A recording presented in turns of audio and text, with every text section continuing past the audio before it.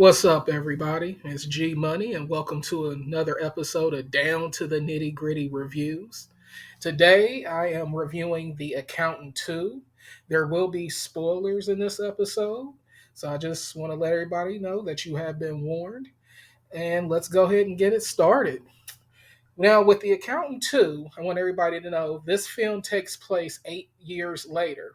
Now, the original film, The Accountant, did come out in 2016, so technically it's almost just about 9 years later, but this film takes place 8 years later after the events of The Accountant, the original Accountant movie. The movie starts off with J.K. Simmons' character Ray King, who is the director of Treasury, uh, or former director of Treasury, to my knowledge, in this movie. And what he's doing, he has a meeting actually with a character by the name of Anais. And Anais is pretty much an assassin, and she's a badass in this movie. Really did a great job. She's played by Daniela Pineda, and you may have noticed she's been in previous films like the previous Jurassic Park movies, and then also a movie called Plane. Uh, Now, with her character, actually, she's walking into a meeting where she's thinking that she's going to be getting a job where she's going to be assassinating somebody. However, J.K. Simmons, Ray King, slides her a photo.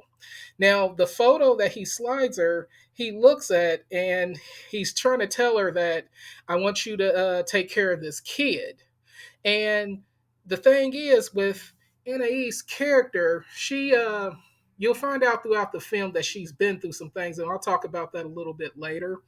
But when you she sees the photo, she just lets him know immediately, I don't kill kids. And Ray King's he doesn't have time to really literally explain what's going on because you in the beginning, you do notice that there's people that are following both him and Anais. They're both being followed to this meeting, and people are watching them as they're talking. And pretty much, Anais pretty much already knew where they were and that she was being watched.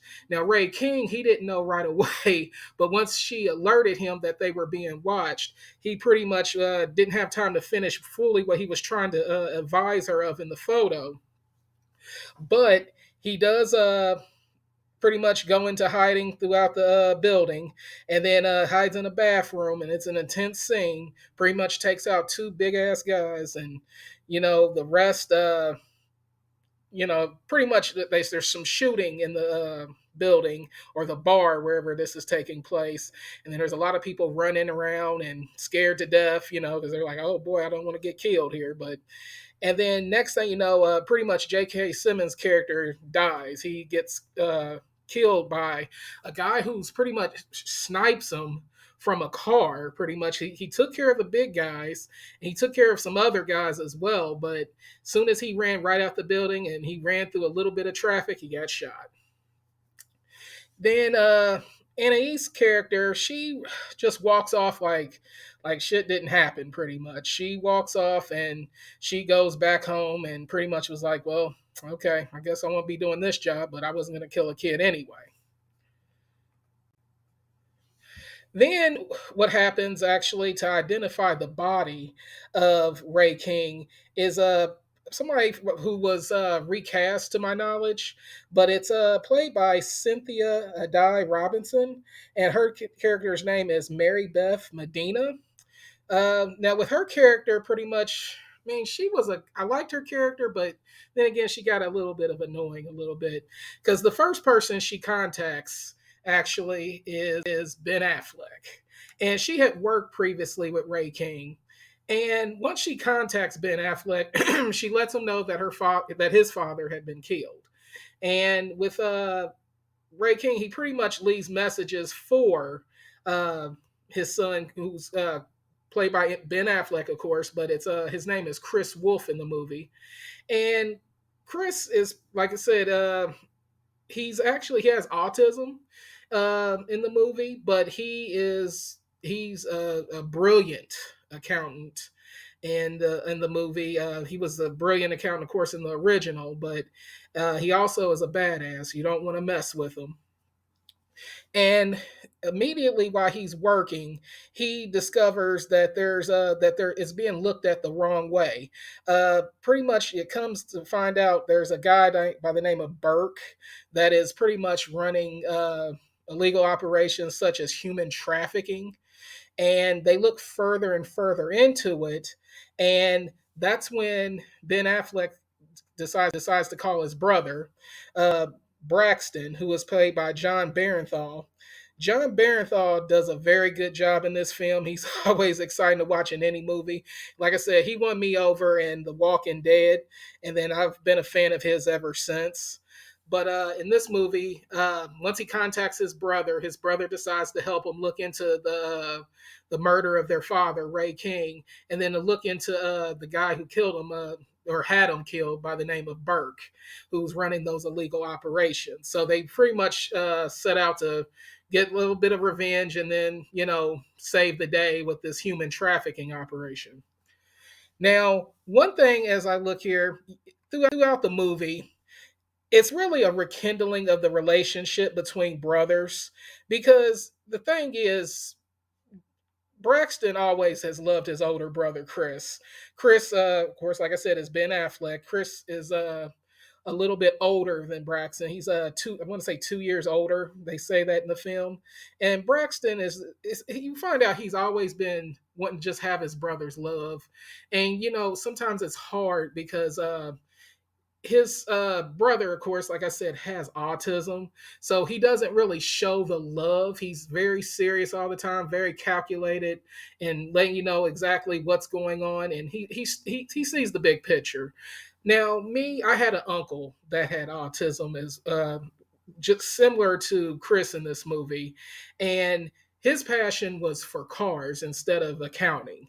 And I kid you not, he nobody ever taught him how to read.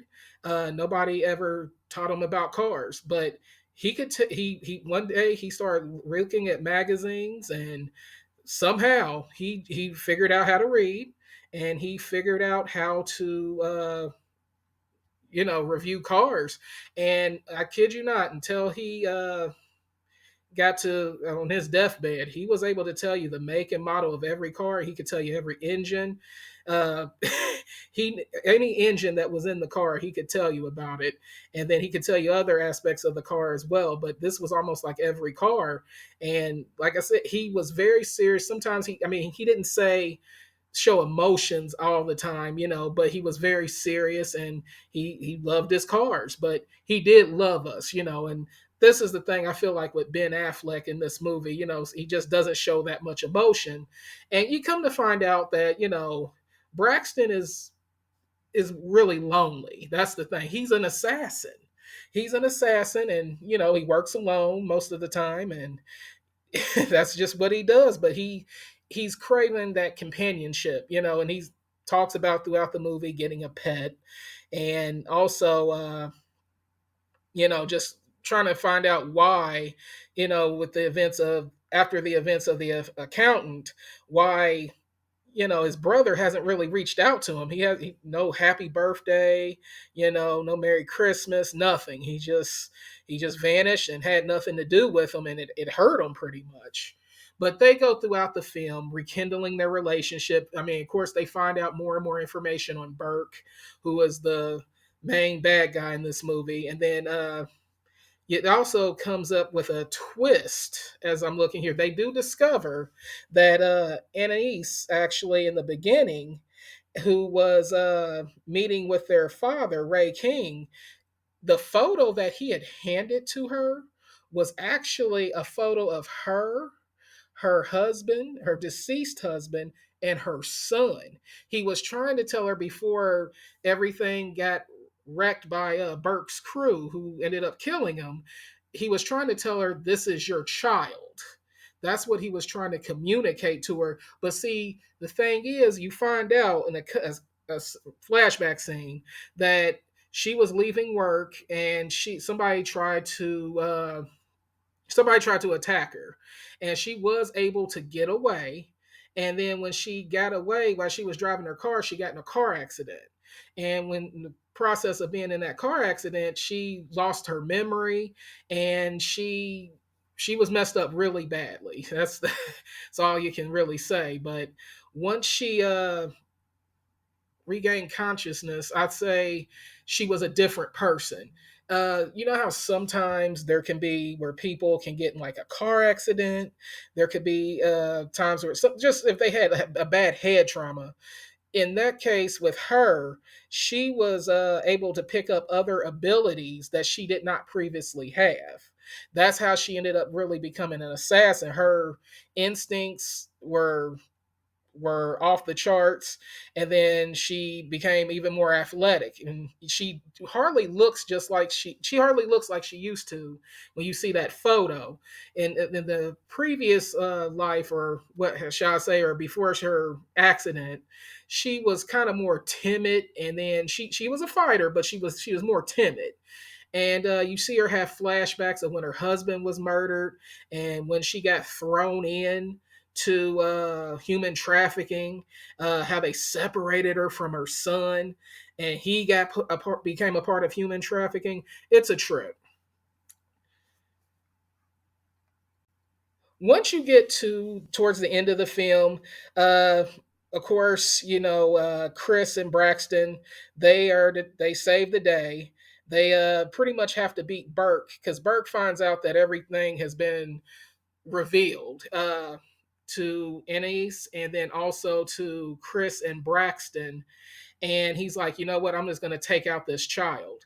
Now, in this part, where pretty much what you're looking at right now, Chris and Braxton made it to a compound actually where the human trafficking was taking place.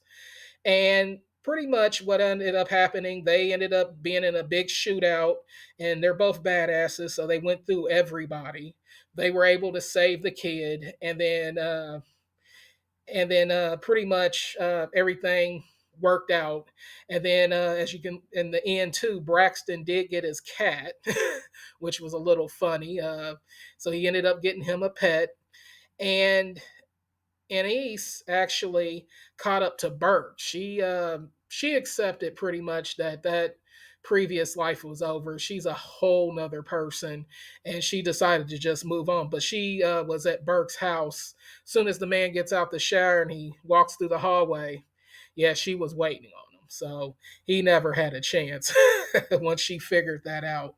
And then before that, she did regain her memory as well, because she did take a good look at that picture, and she was able to. That's the flashbacks that I mentioned she had. That picture is what really helped her with those flashbacks. But that's the movie in a nutshell.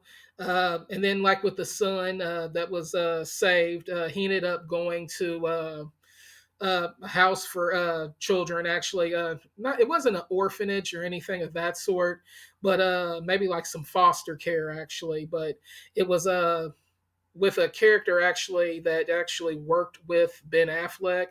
They were welcoming him and getting a room ready for him as well. So that ended up working out very well. But I thought this was a good film. Like I said, it was mainly about brotherhood, and keeping the brotherhood going throughout with their relationship between Braxton and Chris. And I thought it was a nice touch on that, with brotherhood staying close with each other, even though you both have messed up lives. Ben Affleck's character Chris is an accountant for criminals, and Braxton being an assassin. But they still want to stay together because family's all we got at the end of the day. So that's all I can say about that. And then with this movie, if I had to give it a rating, I would give it a 7 out of a 10. It was not boring. However, I would say in the middle of the movie, there was some parts where it started to drag a little bit. Like I said, it wasn't boring, but I was like, kind of like, come on, let's get on with it. And they played a lot into the rekindling their relationship as brothers, where that kind of it didn't take away from the movie, but I think they put in too much emphasis on that. And instead of just focusing on actually what was going on, like I wish there would have been more, we would have found out more about Burke's compound. We didn't see that until like the very end when he was doing like the human trafficking and all that. And I thought Anise, her character, I thought that was a very good role, but I wish I would have got to see her a little bit more. Uh, and like I said, I mean, it wasn't a boring movie. It's definitely worth a watch. Uh, I would go see it in the movie theater if I was you. Definitely looks good on the big screen. This is a movie like if it came on TV, I would watch it. I have no problem watching it over again.